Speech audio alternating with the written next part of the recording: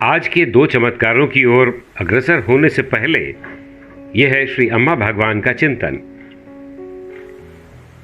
कुछ पाने का प्रयास जागृति नहीं है। आप जहां हैं वहीं रहना जागृति है। और अब यूएसए से वेंकट का चमत्कार। दैविक सर्जरी प्रक्रिया में भाग लेना एक अभूतपूर्व अनुभव था।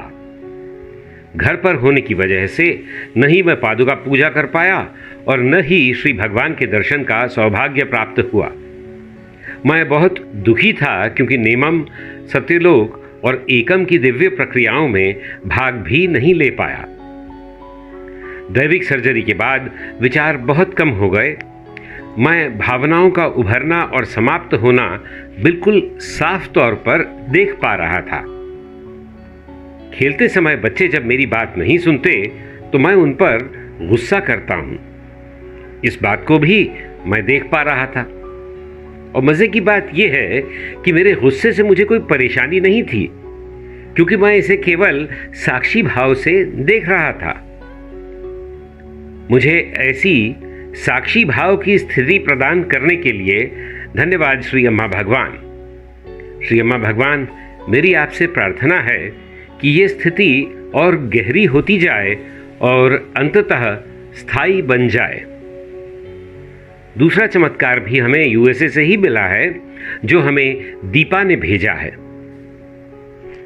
ऐसी दिव्य प्रक्रिया के लिए कोटि कोटि धन्यवाद श्री अम्मा भगवान। एक प्रकार से ये धरती पर स्वर्ग था और हर एक ध्यान विहार की व्यक्तिगत यात्रा अभूतपूर्व थी। हम जैसे लोग जो विदेश में रह रहे हैं, उनके लिए ये बहुत बड़ा आशीर्वाद है। मैं हर एक अद्भुत पड़ाव पर पूरा ध्यान दे सकी।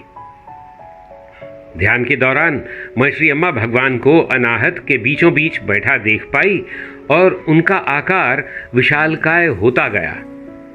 अनाहत का हरा कमल बहुत विशाल था। सहस्रार के समय सुनहरे रंग में श्री अम्मा भगवान सर के ऊपर से प्रवेश कर रहे थे। मेरे अंदर कुछ ऐसा हो रहा था जिसका वर्णन नहीं किया जा सकता।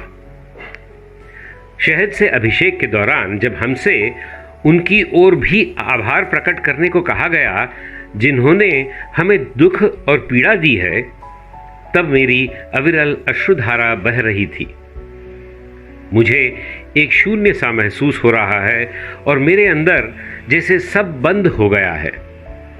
विचारों के अभाव में एक गहरी चुप्पी है। धन्यवाद श्री अम्मा भगवान।